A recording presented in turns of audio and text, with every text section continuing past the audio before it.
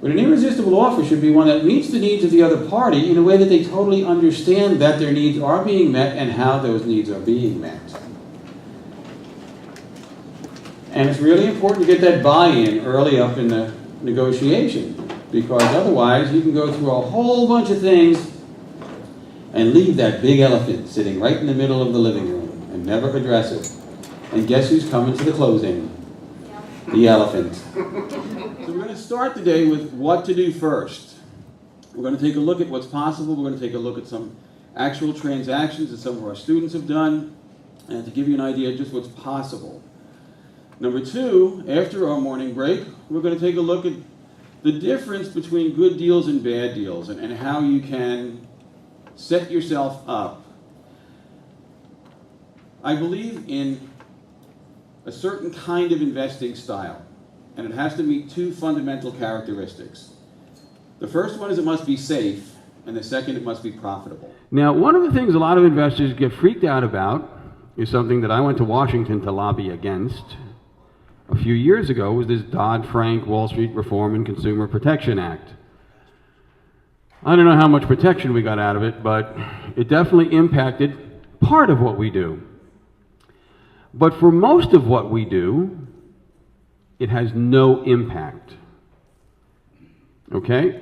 I can loan money to you for a rehab, or I can borrow money to buy a rental property from somebody else's IRA, and this has no impact whatsoever.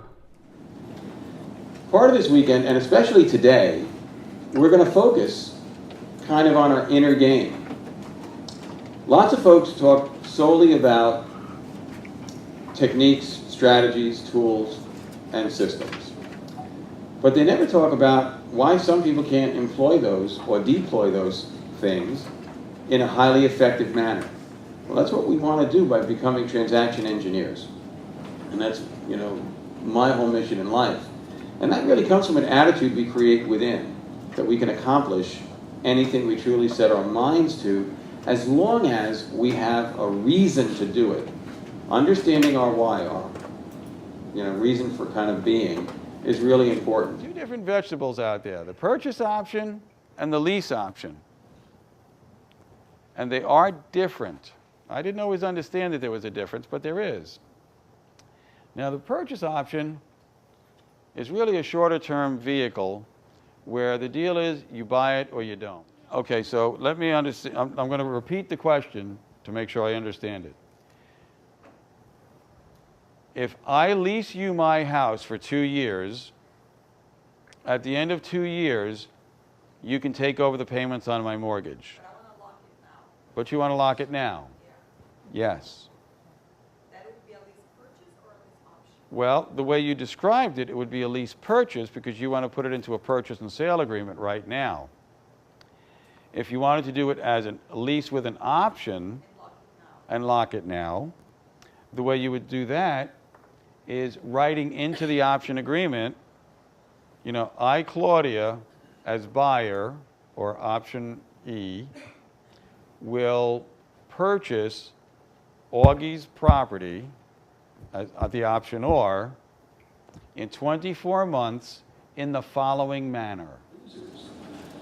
So the process we're looking at is taking over payments on existing loans. These can be bank loans or private loans. Does it really matter? The process is pretty simple in terms of the mechanics. The property is going to be placed into a land trust by whom? Why by the seller? Good question. Oh, I'll take a high five. I wish you had a microphone right then because you were right on.